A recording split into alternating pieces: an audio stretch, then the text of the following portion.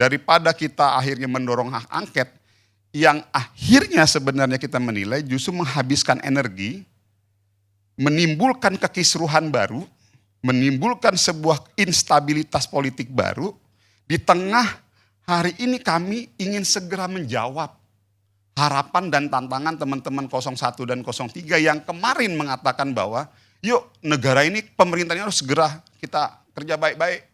Nah, menurut saya jauh lebih bagus ke depan itu kita lakukan konteks-konteks pengawasan, misalnya ini situasi ekonomi lagi kayak begini pasca pemilihan, kondisi domestik kita, pendidikan kita seperti ini. Jauh lebih bagus kita kembali kepada hal-hal yang normal seperti aktivitas kita semula, segera kita bergerak kencang, kerja kencang dalam rangka untuk tadi yang dibilang Bang Deddy dan Bang Eep untuk menatap masa depan Indonesia yang lebih baik lagi. Kata terakhirnya adalah saatnya sekarang kita move on. Bang Karni sedikit. Makasih. Saya sedikit saja. Ini kan ada yang sangat kontradiktif apa yang disampaikan oleh Maman. Dari awal dia bilang itu hak DPR, itu bagus-bagus saja. Tapi di ujung dia keluar dengan sederetan alasan janganlah hak angket. Bahkan memberikan kesan seolah-olah hak angket ini alat trade off, alat tukar-menukar kepentingan. Ya, menurut saya itu sangat merendahkan DPR. Yang kedua, tadi sudah jelas saya katakan, tidak ada urusannya dengan pemilu, hasil pemilu. Karena sudah jelas yang namanya perolehan suara urusannya di KPU, silakan berjalan.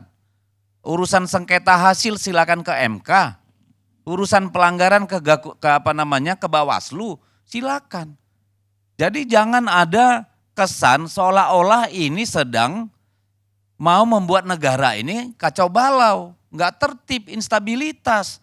Sejak kapan hak konstitusional DPR membuat negara ini kacau balau? Itu kan pola pikir yang salah kalau menurut saya. Proses-proses DPR itu sudah jelas proses politik. Dan hak politik itu diberikan oleh konstitusi. Salahnya di mana? Apakah ketika DPR melakukan sidang-sidang hak angket misalnya kalau ini jadi, ya, apakah lalu berhenti republik ini berjalan? Apakah pelayanan publik berhenti? Apakah orang tidak bisa bekerja? Kan enggak juga.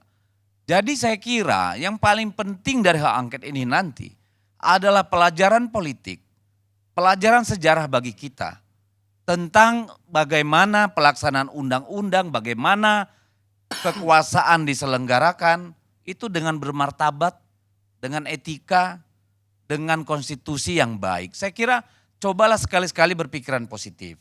Ini bukan soal menang kalah masih jauh Belanda Pak. Belanda masih jauh. Jadi jangan takut nggak dilantik, kalau itu menang kan kita nanti hasil KPU yang menentukan, hasil MK. Jadi nggak usahlah dibenturkan kita dengan rakyat, saya kira itu. Oke. Ya, boleh ditambahin, direspon lagi. Saya bilang nggak ada yang melarang, monggo.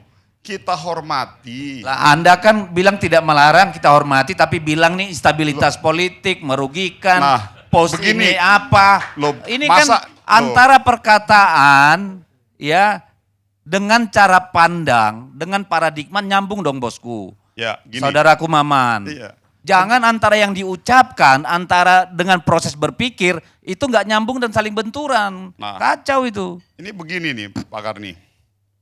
Kita menghormati teman-teman dengan segala argumentasinya. Ini yang saya bilang, lalu yang tidak demokratis ini teman-teman atau kita? Saya bilang dari awal kita menghormati, teman-teman mau ngajuin 1000 hak angket kah? Hak angket apapun monggo, konstitusinya ada.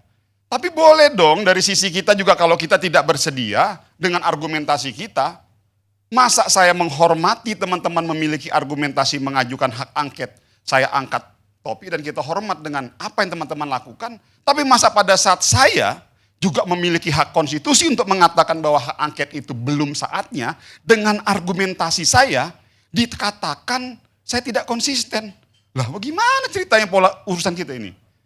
Jadi saya mau bilang bahwa ya monggo teman-teman ajukan hak angket, tapi hargai juga dong kalau kita tidak bersedia untuk mengajukan hak angket. Oke. Dengan argumentasi kita, ya bahwa kita menilai ada potensi terjadinya instabilitas politik, dan kita menilai bahwa ada upaya untuk terkesan ya, saya tadi udah bilang loh, akhirnya karena ini masuk dalam ruang politik, dimensi politik, kita akan mengcapture-nya semua gerakan itu dalam perspektif politik, Pak Karni.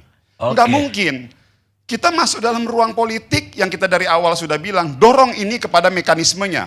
Tapi pada saat ini mau ditarik ke dalam ruang politik, teman-teman juga harus memahami dan bisa berusaha untuk mengerti pada saat kami menilainya dalam perspektif politik. Maka tadi saya bilang ini adalah post-election political movement yang kita menilai dalam rangka untuk membangun titik kesetimbangan baru. Baik. Salah? Enggak salah, sah-sah saja. Monggo, tinggal nanti kita bertempur di melalui mekanismenya. Itu yang benar. Saya pikir itu aja.